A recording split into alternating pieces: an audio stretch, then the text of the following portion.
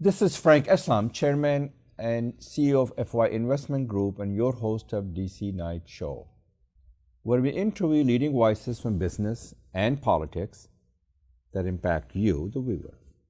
Today we were fortunate enough to have a guest who knows his stuff very, very well, Arif Ansar. Arif, thank you very much for your coming. I appreciated that very much. Very nice to meet you, Frank, and thanks for having me here. Sure, you're most welcome. Tell me a little bit about yourself, who you are and what do you do? Sure. As you mentioned, my name is Arif. I am the CEO for Polytect. It's organized. Polytect? Yes, Polytect. Okay, I want you to tell me a little bit about it later on. All right. And I had this organization, and this is an organization that looks at world affairs, tries to decipher, synthesize, and interpret events that are happening in the domain of political, economic, and security domain. My background, obviously, I've kind of evolved in three sectors: international development, information technology, and the defense security arena. Wow. So out of that came Polytech. That's how it was born, and I'm using my background on these industries to look at global events, obviously to understand where they're heading, and I guess that's one of the topics today, is to understand the role of media. And that's what we want to start out, Arif. What's the role of the media in shaping the perceptions and the narratives? Obviously, in some cases, media plays a very important role. A democracy cannot flourish without the media, and media cannot flourish without democracy. That's the way to describe it. And media does play a significant role in our society, and also it shapes the perception, the narrative, as you said. You tell us a little bit about it. What's the influence they have? It's very great, tremendous actually. It has a strong impact, influence. Yes, you're very right, Frank, that the role of media is more than that we envision normally, because it is the window through which we see the world. Obviously, none of us are there at the places what we are discussing or are being discussed in the media. So media shapes our perception, how they present it, how they talk about different events.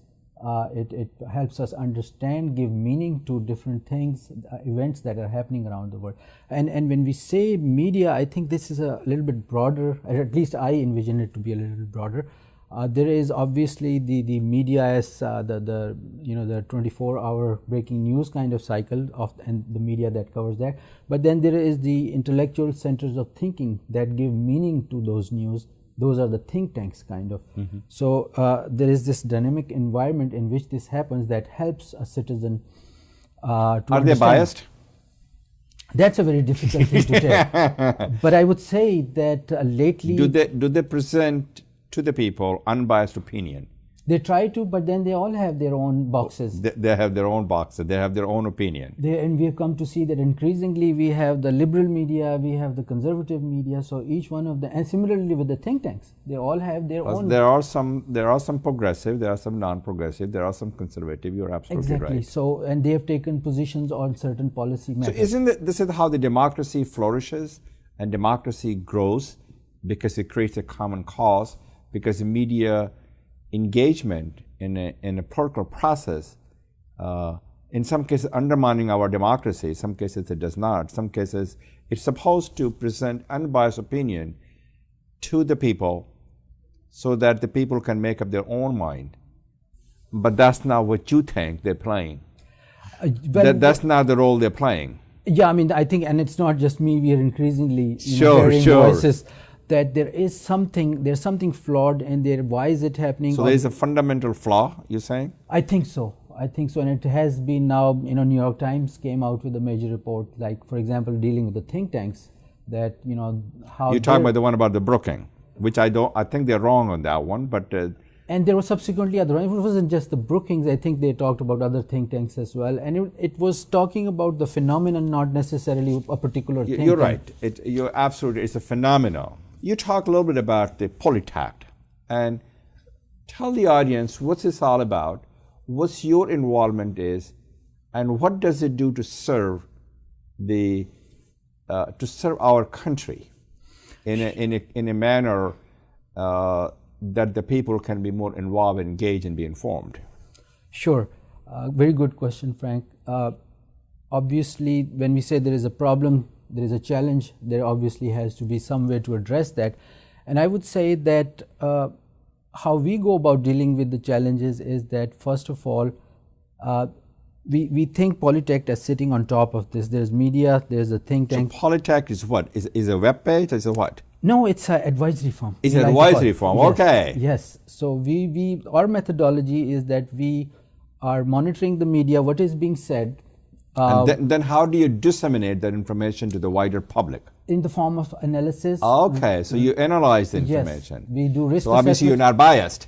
Yes, you can say that. Everybody has a bias. So the question really is, you're Pakistani citizens. No, I'm U.S. citizen. U.S. citizen. You're from originally from we have a shared history and shared heritage, yes. and a shared background, Yes. shared belief. Yes. The question is, I mean, there's thousands and thousands of things go on in the politics and Sure. the media. Sure. What information do you extract and disseminate to the public? And that's the crux of it, Frank, that we are in an era of information overload. Yeah, I agree. There is no shortage of information and news sources, etc. But how do we make meaning out of it? How do we get how do we give significance to a certain piece of information but not to the others?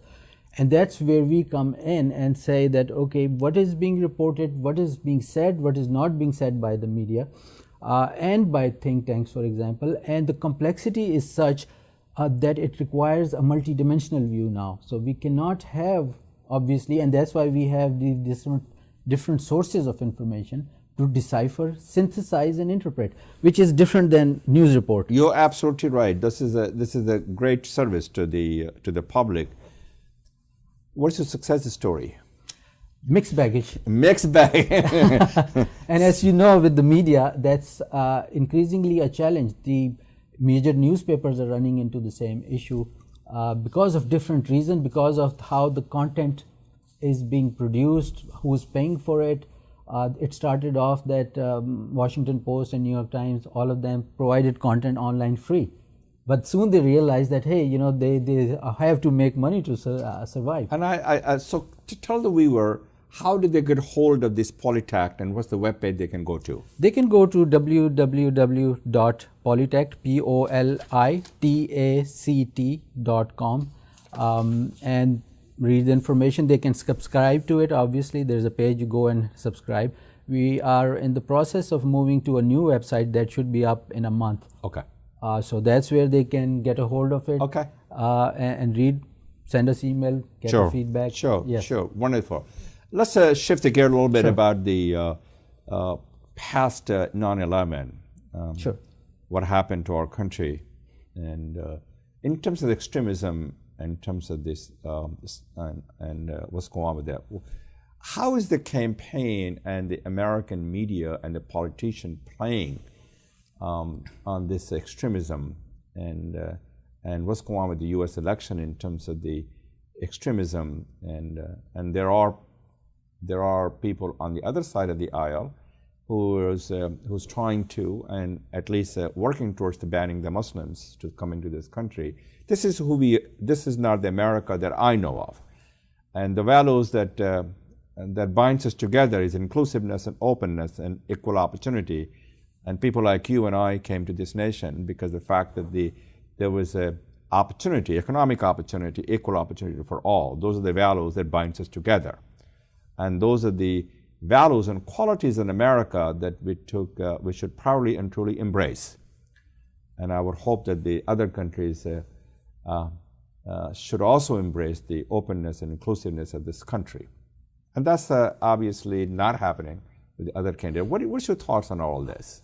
It's a lot of questions that I've asked. No. I think, and that's a very pertinent question. Obviously, in the environment we are in, obviously the political landscape, some of the things that are coming out that we are hearing about in relation. And to America has always been a beacon of hope, aspirations, and dream, optimistic society, and that's not what the other side of the aisle, the Republican candidate in this case, are talking about. It's very frightening. No, very and very alarming. That's obviously, like you mentioned, that's not what we expect from America, and neither does the world. Right. Like you said, it is the beacon of hope for the world. The world looks up to its leaders and at the country. So that's not, some of the views that are coming out are not that what's expected. But that's kind of the environment it has become, and the question that you asked as well, its relation to the war against terror. I think how things have evolved since 9/11, things where they are progressing. That's very central to, I think, the election as well, and not only that, but very central to how many other events are unfolding in the world. Primarily, I think this the security versus economics dynamics. Obviously, all of us aspire to do trade, flourish, yes, achieve our aspirations, and that's what U.S. Is a symbol for. We struggle, we do hard work, sacrifice. Yeah, exactly. We have a shared goal and shared responsibility. Yes, but what is happening is that this security versus economic dynamics is because of the war on terror.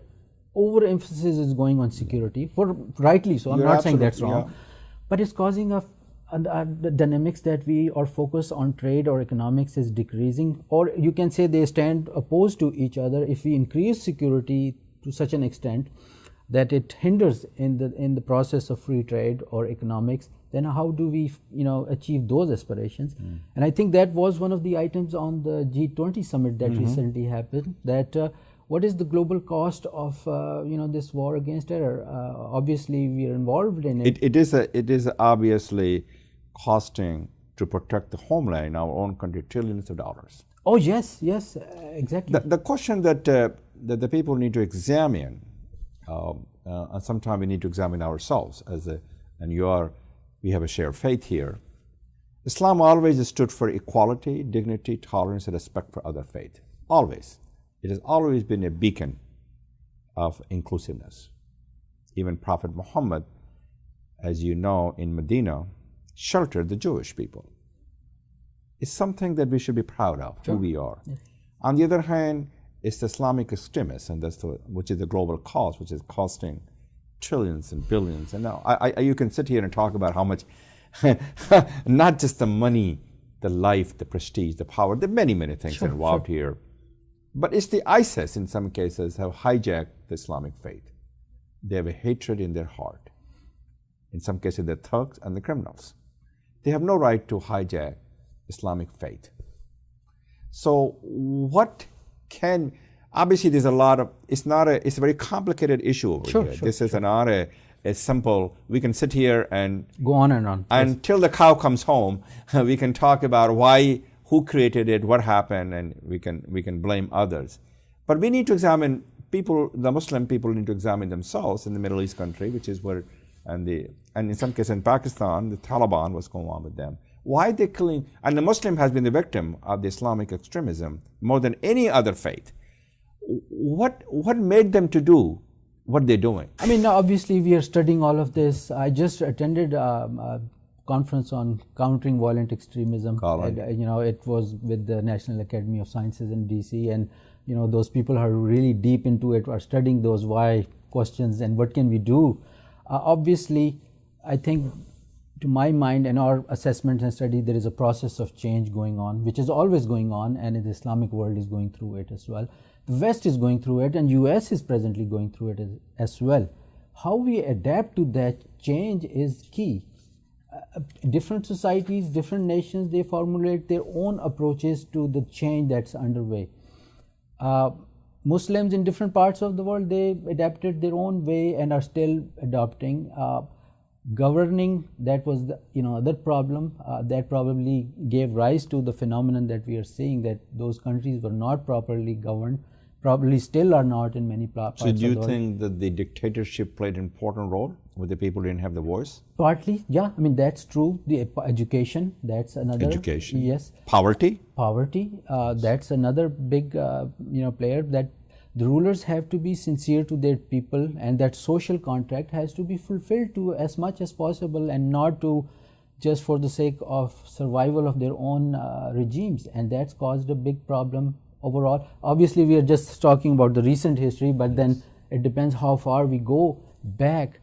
So this concept of modernity in Islam, how Islamic world is adopting, how I think US is adopting, and the question of how Muslims in the US are adapting, and then what model that presents to the rest of the world is important as well. And that's why I think, like when you mentioned that the present election cycle and statements coming about Muslims in US and their role, and then the speeches that have come out, Khizr Khan and all of that, I think is also part of the debate. That okay, and President Obama in his last State of the Union address pointed out that how the economy in the US is changing, and the great anxiety in US in general, that how US is going to adapt to the change that's happening to the world and in the world. But coming back to the question of extremism, obviously it's very central. We reached a point that military approach has not fully succeeded. The political solution is not there. So diplomacy? Is there any hope there? I always say that I don't have the solution, but that's the intellectual challenge that we all have. That it's how. But how do you go about the ISIS trying to kill innocent human beings and taking people as slaves, in some cases in Syria and also in Iraq, and they're also taken over some of the oil and gas in order for them to feed themselves and also fuel what I consider their own things what they're trying to accomplish. So if you do not have military, trying to bomb them, what other solution can you have? And I want to divert your attention a little bit to what's going on with Ashraf Ghani in Pakistan, in Afghanistan. He's trying to make a peace with Taliban. He wants to make sure that not India, but Pakistan should be partner in all these things. And so how do you go about dealing with these people? It's very complicated. It's not an easy solution, but obviously you got to start from somewhere. And that's, I would answer this question that when we talk about extremists, I think we are classifying it, and many others are, as non-state actors. Obviously, that's the first level. But then within that, we are seeing three levels of non-state actors. Daesh and Al-Qaeda is one brand, which apparently don't listen to anybody and go about what they're doing. Then there's a second level of extremists which evolved after 9/11, which we call AQ and Associates. Okay. And associates are many brands that you can say are the Afghan Taliban kind of thing, which have local aspirations, regional agenda or something like that. There is a third level of non-state actors which are of nationalist aspirations, like the Kurds, which also the one they're fighting in Turkey, which some would label, Turkey considers them extremists, West considers them extremists as true, but their brothers in Syria, YPG, are not considered extremists. So that is the gray area in which this war against extremism is playing out. And the perfect example of that is Turkey, where there are mixed interests. Obviously, there is an understanding to go after Daesh, IS, and the likes of Al-Qaeda. But when it comes to the associates, the Kurds, it gets blurred. And that's where the global war against extremism has gotten very intertwined, convoluted, and mixed up with the global power tussles. So it's no longer as straightforward as it may have started out to be, and has complicated everything. So I can go further, but I'll stop here. No, that's okay. You don't have to. So the question is, do you see any brighter horizon as we move forward? We have to seek a common ground. Sure. Whether it's with the military solution, a political solution. Obviously, a military solution has not worked. And maybe, perhaps, it's showing a different face of America, a different face of the world, which is a more kinder and gentler. And then you made another point. Obviously, violence has not worked at all. And violence breeds violence.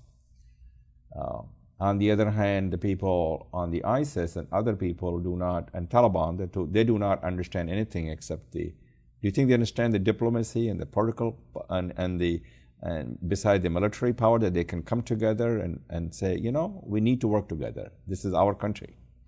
Yeah. That's the dilemma. The dilemma. That's the dilemma. That who do we talk to? There are different terms that were used. That were the reconcilable versus irreconcilable. Yes. And that continues to play out. That how do we approach diplomatically? Who do we approach? The political processes have not succeeded. They have kind of gotten to the backseat, even the Afghan peace process. And the problem continues in that sense, that what is the right approach, what is the right mix. I think what at this point the most important thing is to prevent it from becoming something more, what it can become, and we have to make every effort to not let that happen. So the Taliban is a good example to illustrate your point. The Taliban leaders, there is an ethnic war there going on, and they're all there. They are guided by their own self-interest rather than interest of the people, their people, because they want to. In some cases, they had when there was a war against Russia. In some cases, obviously they were not. Russians were not successful. So there's no. I don't think Americans, anybody else, will be successful in Afghanistan. But why can't they come together? I would say that the crux of the matter is that there is extremism. Obviously, we all saw it in when 9/11 happened and other incidences. But then there are other affairs that are politicized. There are political agendas involved, and they're more than that. So why they resort to? I'm on the board of the trustees of American University in Afghanistan. It just happened in Kabul. 20 people died. Yes. It's an institution where we teach our children, empowering them with education, because education is the gift that keeps on giving, empowers the mind, uplifts the soul. And education does frees the human mind from the shackles of ignorance. That's what the university is. Why they resort to violence? What they're trying to make a statement by killing innocent human being and kids who go to school, who wants to learn. Little kids often. And they want to contribute to the society. I think what is in their mind? You cannot read their mind. Oh, no. And that's one of the alarming things. Obviously. Alarming. And a point I would make is that this ongoing conflict, there is a societal transformation going on in these parts of the world. And how long this path will continue? And the constant transformation, somebody pointed out in some recent conference that if we look at the Syrian conflict, how long it has been, the kids may have missed the whole period of elementary school. Yes. So these kids... Iraq is no different. There are stories that people migrated from Iraq to Syria for safety. Now they're moving from Syria to Iraq probably. So when these kids grow up, how do they think? And those probably the answer to your question, that who would other in the sane mind think that I'm going to go blow up the school? It is only those kinds of mind that... And happened in Pakistan not too long. Yes, APS. So the world is obviously complicated and difficult, but you people like you and I and everyone else who's watching, needs to come together to solve the problem, because it is the problem that needs to be solved. And do not resort to violence. Do not kill innocent human beings, because they're all your brothers and sisters. And what they did in Afghanistan with the university, the victims are all Muslims. Kids, they have so much to give to the world and to the community by having them a good education. So sad and shameful. Indeed. Again, interjecting to me, another statement. Sure, by all means. Another statement comes to mind as we think about this challenge is Henry Kissinger's statement about a year ago. He said that, and he's considered a very good in foreign policy. He's a very good. Yeah, not that I believe. He's an icon. He's an icon. Well, you may not subscribe to his theory. Exactly, but he is an icon. He made a point that that we, and he meant Americans, think that every problem is solvable in a tangible amount of time. And obviously that is not the case. Thank you very much, Arif, for what you do to serve the country and community. I hope your message gets propagated all over the world. Thank you very much, Frank. And the peace will reign, and we will show a face which is kinder and gentler, and engage the world and find a common ground to work together, because this is important for all of us. Indeed, very true. This is Frank Islam wishing you a great week, and thank you for watching.